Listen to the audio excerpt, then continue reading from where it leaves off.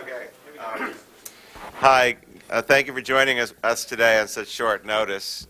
Before I turn it over to Governor Kean and Congressman Hamilton, a couple of points.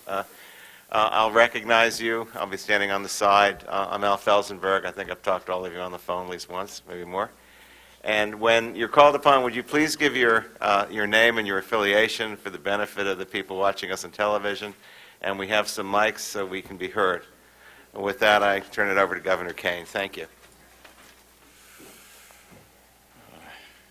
Thank you, Al. We welcome the decision today of the President and the Vice President to meet in one joint private session and to include all 10 commissioners. We also commend the President for his decision to accept the Commission's request for public testimony under oath by the Assistant to the President for National Security Affairs, Dr. Condoleezza Rice. We look forward to the Commission's meeting with the President and the Vice President and the public testimony of Dr. Rice, and we are going to be in the process in the next few days of trying to schedule those sessions with the White House, and we're going to try to do that promptly.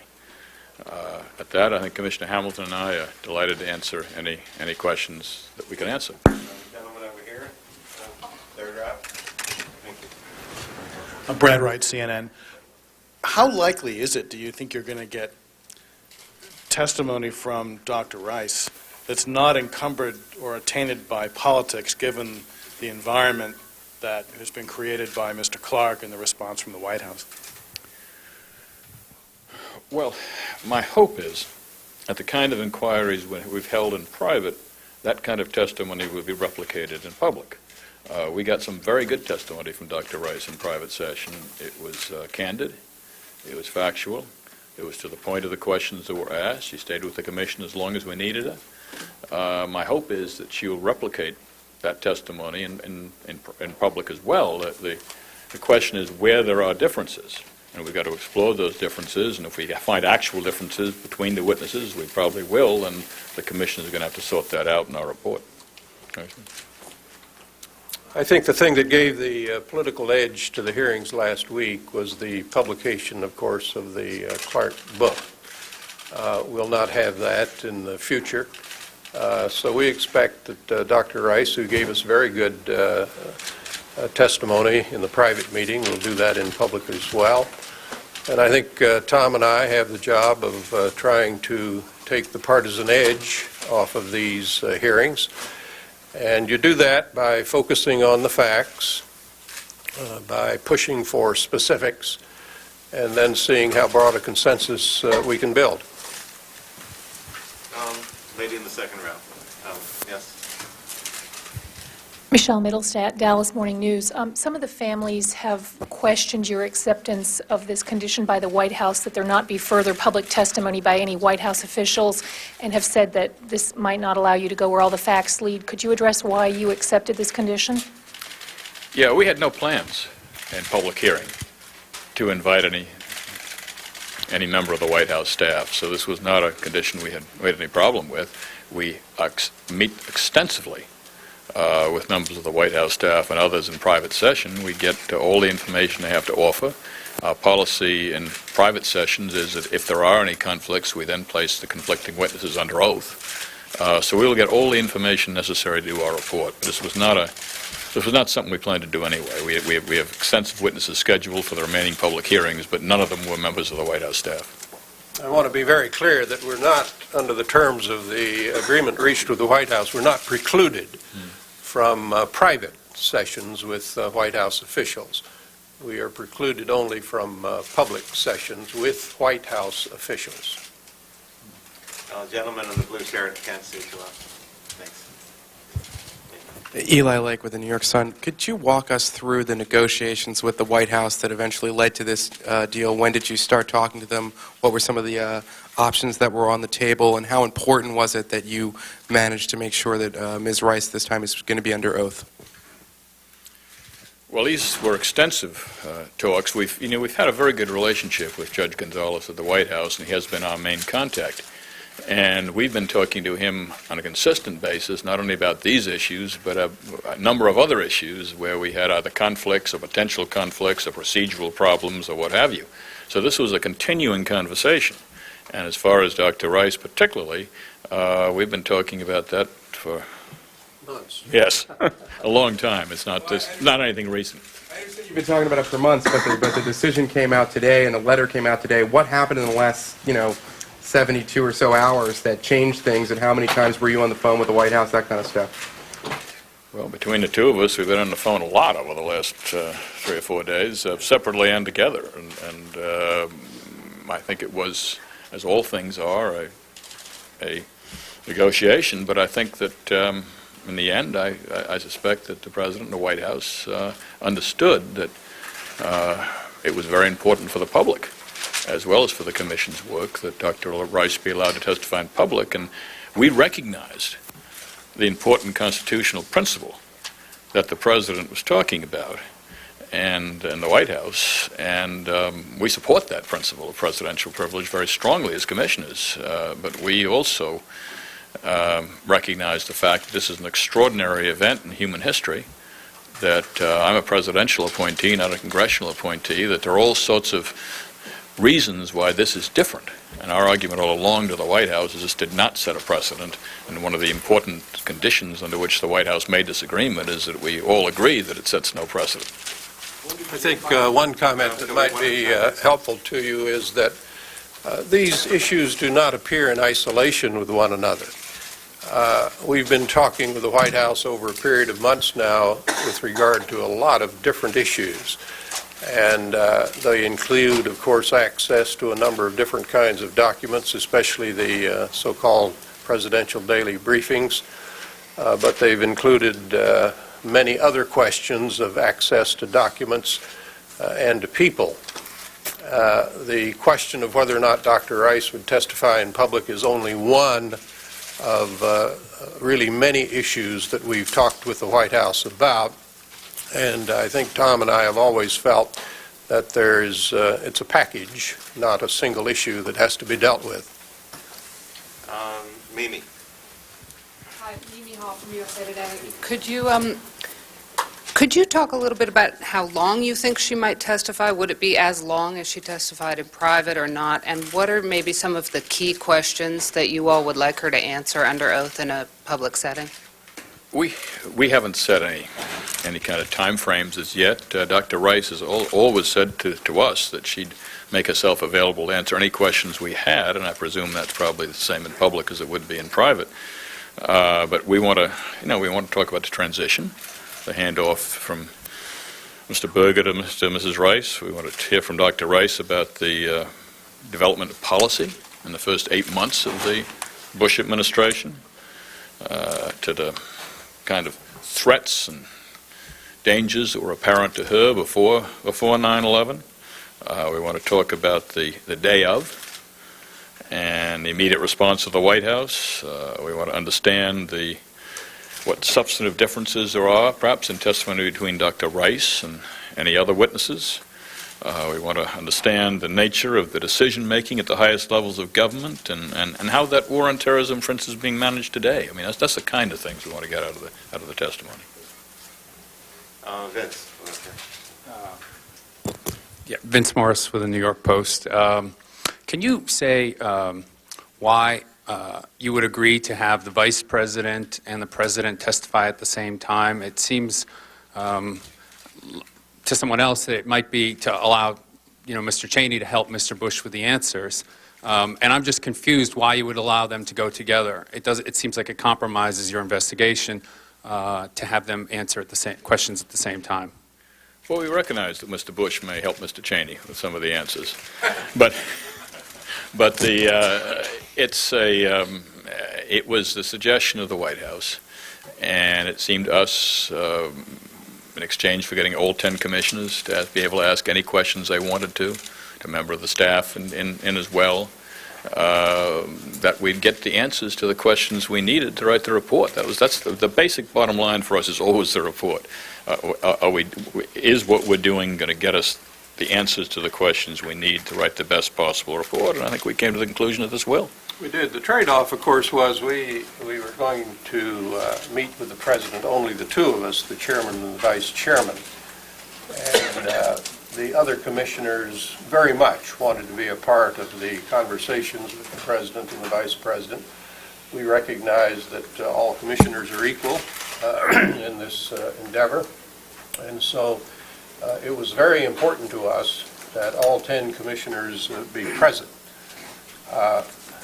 As the governor has mentioned, we believe that we will be able to fulfill our mandate, which is to give a complete and full accounting of events under this format, in talking to both the President and the Vice President. So we think in every way that it's satisfactory. Can I just follow so I'm clear? So you're saying you did not want it to be structured this way and agreed to it only because that's the only condition the White House will allow if you had all 10 commissioners in the room? Well, the important point for us was to try to have all 10 commissioners in the room. I don't know that I agree quite with your quid pro quo analysis of it, but for us, the 10 commissioners were the key point, and the fact that we think we can get the information we need with the Vice President and the President in the room. Yeah, this was never a source of contention, that particular provision. Gentleman of the trench coat. Mark Matthews with the Baltimore Sun. Two questions. Are there any outstanding problems that you still have with the White House, or does the agreement today clear it up? And secondly, do you think the Commission now needs to, in light of what Mr. Clark testified to, delve more deeply into whether Iraq was a distraction from the overall war on terrorism?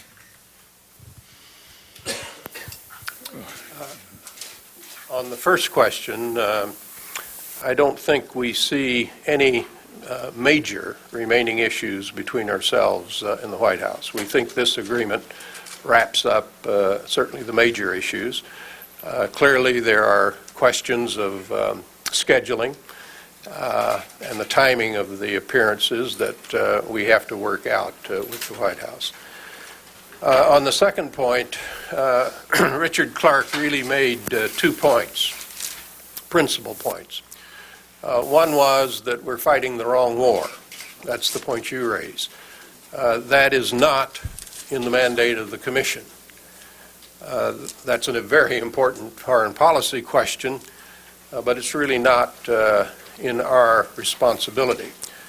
The second point that he made, which was that the Bush administration did not give priority or urgent priority to counterterrorism, that very much is in the mandate of the Commission and will be one of our principal findings.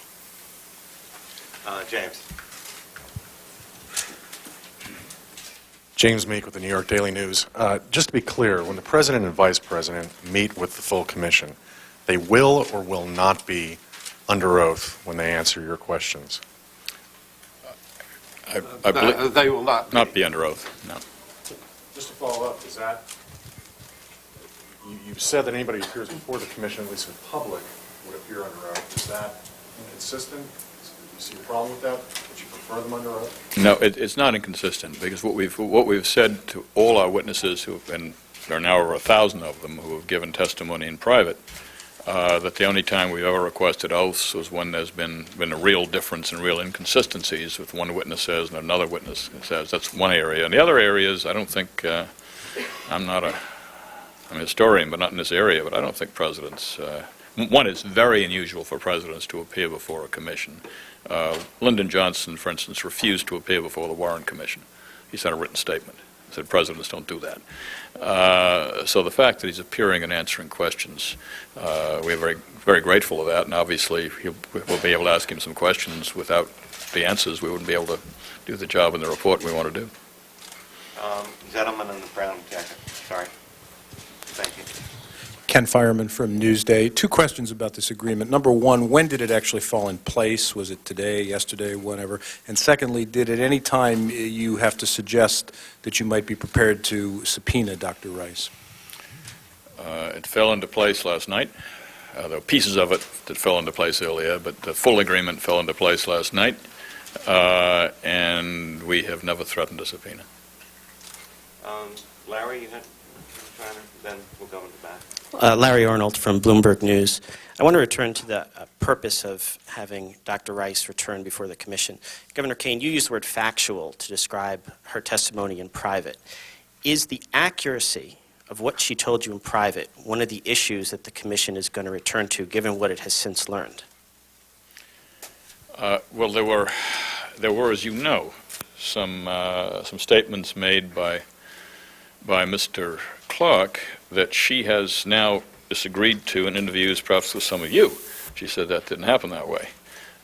Some others have said the same thing. We've got to try and clear up those discrepancies as best we can. Some of those questions may be important to the fact-finding of our report, and obviously we will, in our hearing, go to some of those questions. Michael? Mike Isikoff with Newsweek. Does the commission have it within its discretion to release transcripts of private testimony at some point, or at any point? It depends. If the testimony is from somebody who was deeply involved in secrets that this government possesses, then no. We don't have that authorization by ourselves. That would have to go through the White House process and before it was released. If it's testimony from somebody who is not dealing with matters of national security, then I presume we would have the option, if we wanted to, of releasing that testimony. But clearly you've gotten vast amounts of private testimony that cover some of the material that's being released in public, and there's going to be, obviously with the President and Vice President appearing, a great deal of interest in what exactly they had to say. Have you given thought to how you're going to handle requests for the public release of private testimony? I think we've not given extensive thought to that. I don't think at this point we rule anything in or rule anything out. We will draft our report on the basis of our investigation of the facts, and as I think you probably know, we have to submit the report to the White House prior to its publication for any national security matters.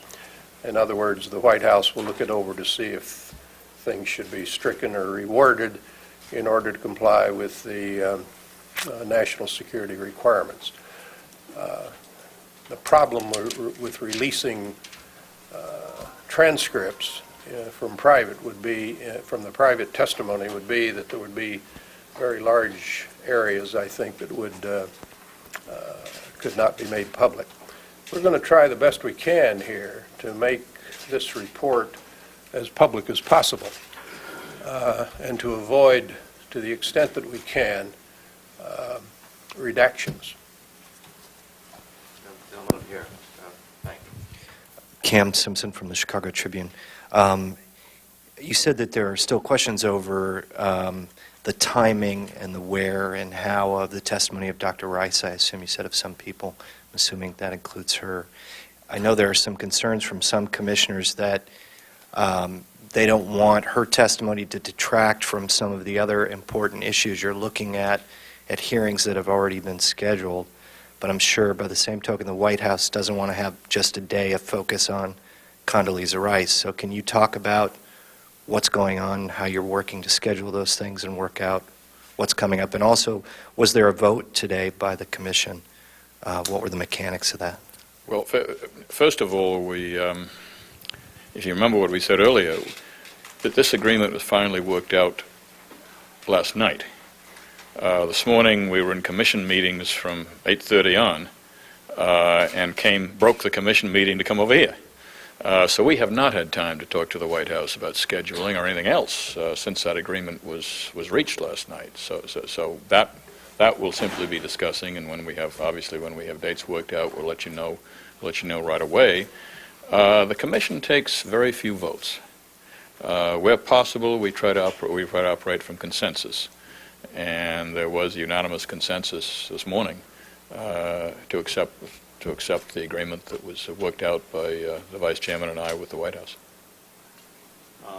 There are a lot of considerations that have to come into this scheduling. What's the order of the witnesses, as you suggest, may be an important part of it, but other more mundane matters are involved, just the schedules of people. And coordinating all of those schedules is no easy task. So that'll have to be done in the days ahead. Phil. I'm sorry, Phil Sheenan from the New York Times. We have a fairly dramatic reversal of course by the White House on two key issues, Dr. Rice's testimony and the meetings with the President and Vice President. Were you surprised by the White House offer, and do you think it was a response to the flap over the Clark book or political pressure or what? Well, I couldn't guess at the motivations of the White House. So all I can tell you is that this did not come suddenly. That these had been, as we said, a process of negotiations on this point and others now for going back some time. We were very happy that we were able to reach the agreement. We were very grateful to the White House for understanding that this was necessary for us to meet our mandate. But I understand your question, but you make me get inside the White House and I'm not there. Doug, you didn't have one yet. Doug Pasternak, NBC News. You spoke about one of the reasons with Condi Rice's testimony, you want to clear up some of the discrepancies between what Clark's recollection of events has been and what she's been saying publicly. Can you be any more specific on what key items you want to focus on with Condi Rice about what she needs to clear up? Personally, I'd have to go back over the testimony. I know, and many of you have written about some of the potential conflicts, and it's not necessarily, as I say, what Condi Rice said to us in the 4 or 5 hours we had with her. It's sometimes some of the things she said to all of you or in interviews since. But there are some differences, and that's our job as a commission. These aren't the only differences we found in recollections of people of various events over the last 5 or 6 years. And each of those times we get differences. We've got to try and talk to as many people as possible. If we can, reconcile those differences. If not, we've got to make some judgments in our final report. The staff is now reviewing testimony from both Mr. Clark and the testimony we had from Dr. Rice, and the differences will be highlighted for us. I can think of 2 or 3 offhand, but I don't think I should identify them because I don't want to give prominence to 1 or 2 above others. Dan over there, and then Sean. Thank you. Hi, Dan Egan, Washington Post. To go back to this issue regarding the sudden change, and you're saying that it was something that's been in the works for quite some time. Condi Rice was on TV 2 days ago saying absolutely will not, cannot appear in public before the commission. Was the Rice issue on a separate track from the vice president issue? I mean, when you're referring to something being in the works for a long time, are you actually referring to the president and vice president issues as opposed to the Rice issue, which seems to have taken a dramatic turn? What I was talking about really was the negotiations have been going on for a long time. And remember that to the best of my knowledge and my reflections is that Dr. Rice did want to appear in public herself. She was told, because of the constitutional principles involved, that she wasn't able to. And that, I gather, was a matter of some distress to her personally. So what we were talking about was not with her. We were talking with the lawyers involved in the issue, and that's what I was saying. These things have been going on, these discussions have been going on for some time. But the resolution came last night. Now, sometimes you have to work on things for a while, and all of a sudden there's a moment and click, things come together, and this may have been that moment last night. But that's what I meant by discussions have been going on for some time. All right, Sean, I want to get everybody in once, then we'll go around. Yeah, a couple of questions. First of all, I read somewhere that there was, in fact, no transcript of Dr. Rice's private meeting with you. Is that correct? I believe there are extensive notes, but no actual word-for-word transcript. Okay. Also, will you be getting in, or is it your intention with her to try and get into this question of the warnings that the administration and specifically the president received? Yes, we wanted to find out the warnings that occurred before 9/11. We are going to get into that. Yeah. I think one of the big questions we have to address is the flow of information with regard to terrorism going to President Clinton and President Bush, so that we get a sense or a feel of how the presidents assess the information coming to them, and we want to get a sense of what the information was that went to them as far as we can recreate it. And finally, Governor Kean, you were quoted in the New York Times this morning as using the phrase under penalty of perjury, which suggests that one of the things that you want to do by this public sworn testimony is to ensure that that Dr. Rice is being honest with you. I mean, it seems to me that, there's two elements to this. One, it'll be in public, but it'll also be under oath. Could you talk about the importance of the second of those two elements a little bit? I think it's important to understand that when you put a witness under oath, that doesn't mean you think the witness is going to lie to you. We have put all of our public witnesses under oath this year, or at least most of them, and I think all of the senior officials have been put under oath. I think when you do that, you indicate to the American people the seriousness of what you're doing, and lend weight, I believe, to the testimony. But it certainly does not mean that the Commission is thinking that the witness, whomever he or she may be, is not going to tell the truth. Gentleman on the end. Jim Puzangaro with the San Jose Mercury News. I just wanted to clear up one thing. Were you seeking additional time with Dr. Rice, either in private or in public, however, prior to Dick Clark's statements, or was that the main impetus for wanting to question her again? No, we wanted to question her in public with or without Dick Clark's appearance. We wanted to go through for 2 days, we wanted to have the full range of top officials who served now the Clinton or Bush administration to talk about what happened leading up to 9/11.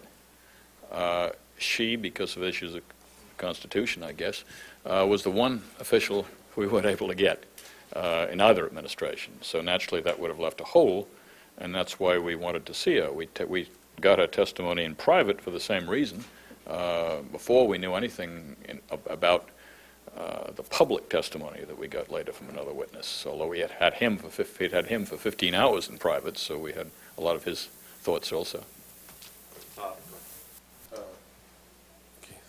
Thanks. Bob Cohen, Newark Star-Ledger. Every time there's been an agreement with the White House, we find out later there's been some restrictions or some caveats. Is there anything here? Is there going to be a transcript of President Bush and Vice President Cheney's comments? Will there be any time restrictions? Are there any caveats that we're going to come dribbling out in the days ahead here? We haven't talked definite time. It's certainly going to be more than the hour that was originally offered some time ago. On the other hand, it's the President of the United States, so he's not going to take up all day with us either.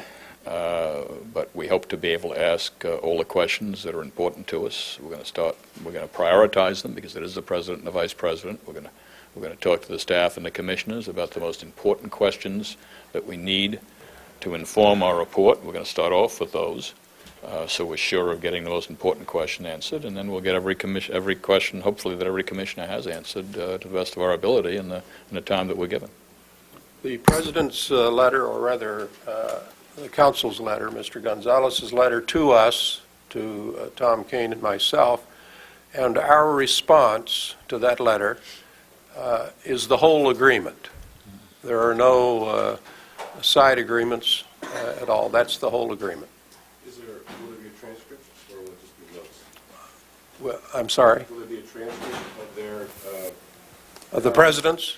The President, or will there just be... Well, part of the agreement is that we, the Commission, In addition to the 10 commissioners, we'll have one staff note taker there. What the White House will have, I don't know. All right, why don't we take the remaining three for Vince? Vince Morris for the New York Post. Vince Morris for the New York Post. Can you say, each of you, how you think the commission's credibility would be affected if one of your fellow commissioners, Bob Kerrey, decides to accept a running mate position with Senator John Kerry? Well, any of the commissioners except the chairman and the vice chairman, I suppose, have a possibility of doing that, but it'll be long after our report is out. So. We have enough real problems and not Yes. to think of speculative problems. Well, but just in all seriousness, there is the time frame for Senator Kerry to pick a running mate is this spring, and one of your fellow commissioners' name comes up again and again. He has not ruled it out. You know, for people who want to see the commission be nonpartisan, you know, what would be the impact of losing a member, just to either side? Well, the impact clearly is you have to bring the commissioner, the new commissioner, up to speed. And as you'll remember, Senator Kerry replaced Senator Cleland, and took him a few weeks to get up to speed, but I think most people would say he got up there pretty quickly. And that would occur in the future. But look, we can think of dozens of things that might happen between now and the time the report comes out, and we can't speculate on all of them. We've got a whole host of real problems in front of us, and I think we'd better tackle those. And Congressman Hamilton's my candidate anyway for that.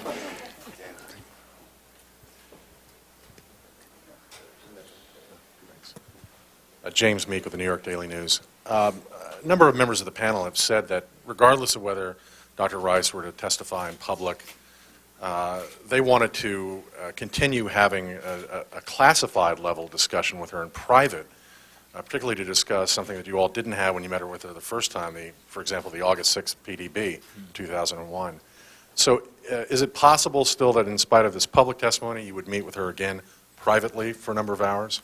Yes, first of all, we did have that PDB when we talked to her, and the whole commission had had it before we had a session with her. But yes, she has graciously said, and did after that session, that she'd be willing to meet with us in private again to answer any questions we had. So there are some questions that some commissioners have and some staff members have that are in the area of classified questions, and we would ask those in another private briefing.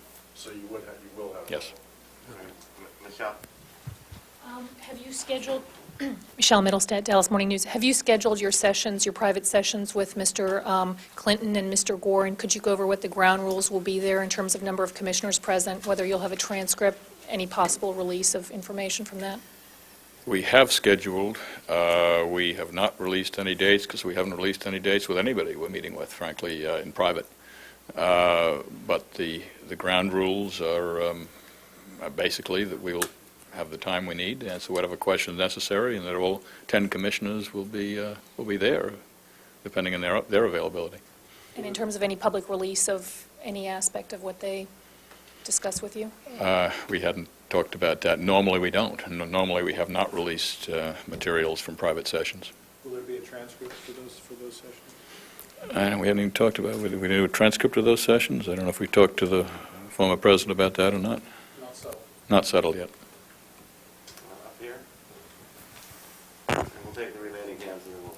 Brad Wright from CNN. Why not have President Clinton and Vice President Gore in public testimony? I mean, it seems as though they knew as much as the current White House does about what was going on with Al-Qaeda and so forth. Why not have them public? Wouldn't that be a valuable thing to have in public?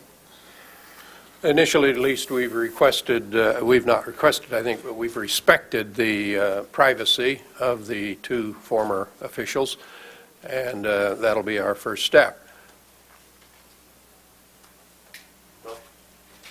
Phil Sheehan from the New York Times. Is it fair to assume you did push for a transcript of the interview with the President and Vice President and the White House resisted? And if so, doesn't that hinder you a bit to not have a transcript available of your conversations with the two men?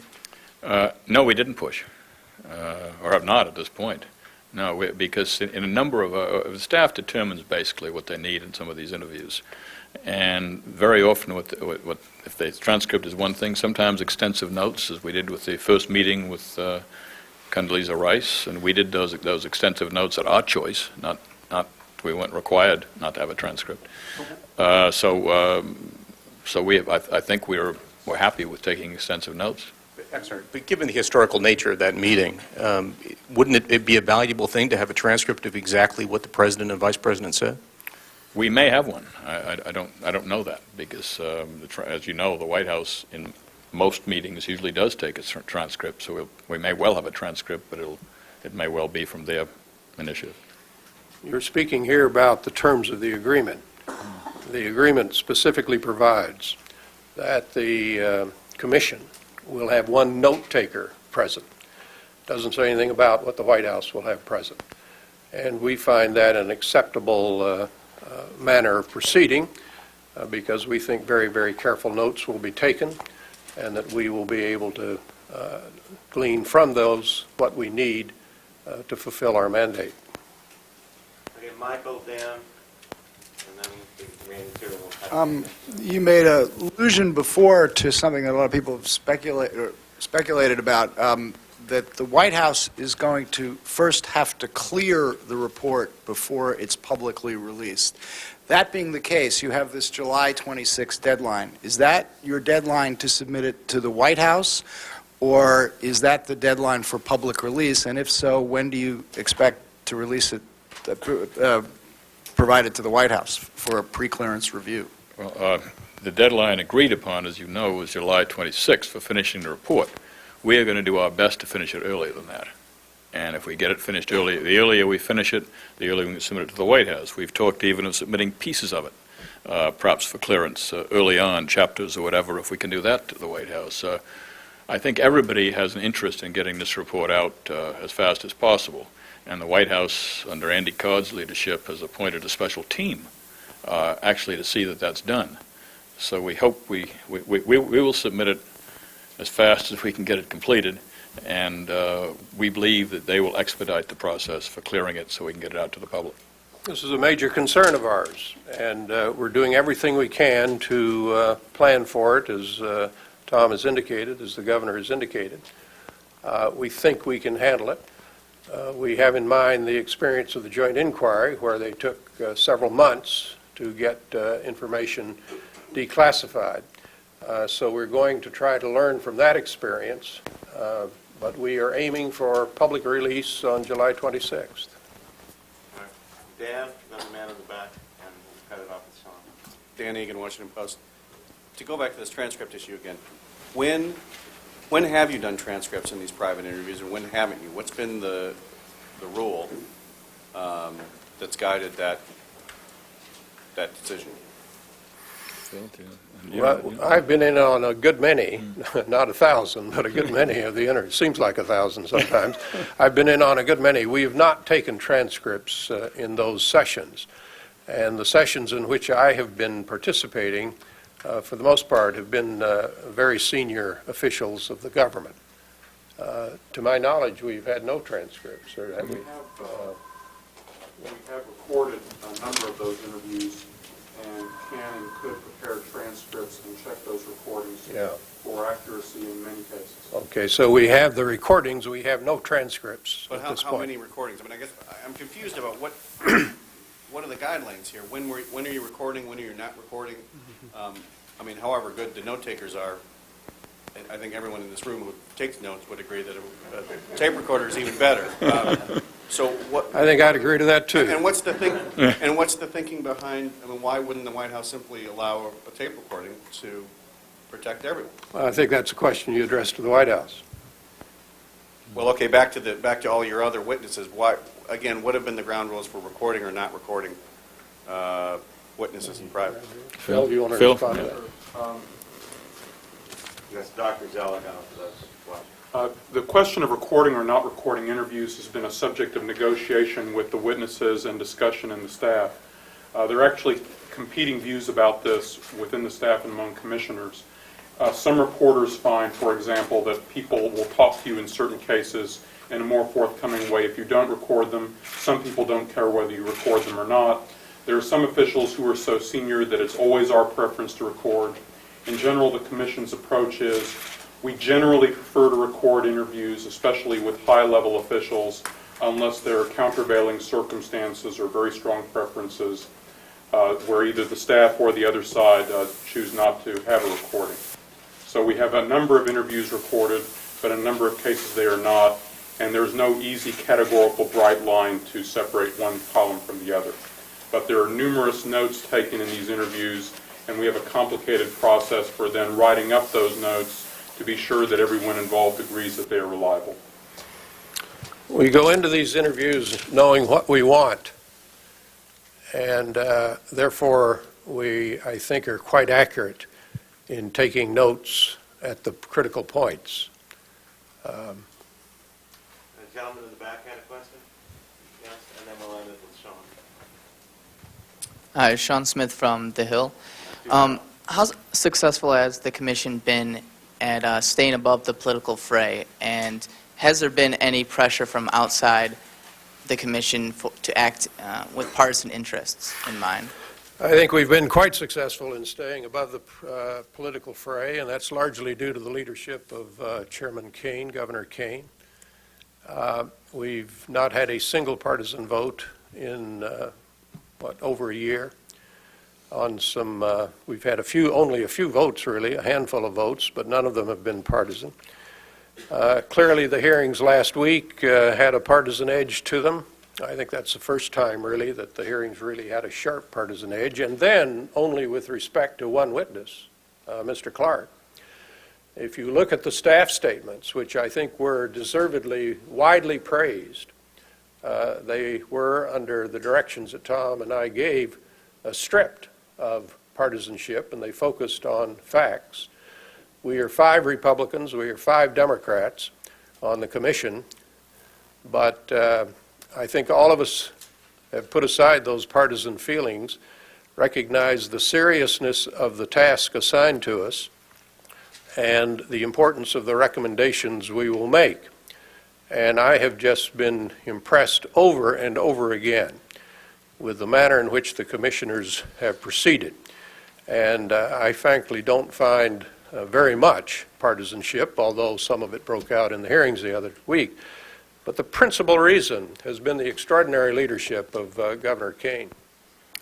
Well, just to throw that back, Congressman Hamilton is the example in this town of a bipartisanship that, boy, do we ever need in this country. I'm sorry it's not more prevalent, but Congressman Hamilton is an example of that, and his leadership in this commission has resulted, I think, in the kind of bipartisanship that we've been able to achieve at this point. We're not, you know, I know you all refer to Republican commissioners said that, and Democratic commissioners said that. That's not the way we hold our meetings. It really isn't. Last question, Sean. Yeah, just if I could cheat slightly, to clear up Mike's question, you will be publishing the report. I mean, it will be available to the public on July 26th. We're going to do our very best to do it. Now it's dependent on this review. And we can say we'll have it finished and ready for the public, but how long that review is going to take, we can't predict. What we can say is that it's to everybody's interest to get it out sooner rather than later. So we do believe that this process the White House has set up under Andy Card is going to help expedite that. But we cannot, I would love to say, if it was just us, I'd say that's the date, but we cannot predict this process. And then my question would be whether you could comment on the condition that the White House has placed on the Rice interview that you do not subsequently ask for any other... Oh, that was already asked? I'm sorry, I'll have to check the transcript if there is one. Well,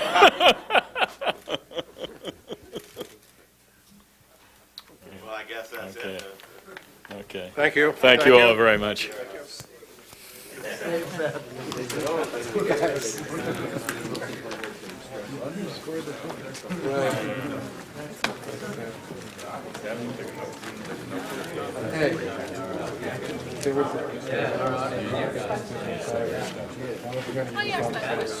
You did? I'm on that, and I feel like I'll make the But the thing is,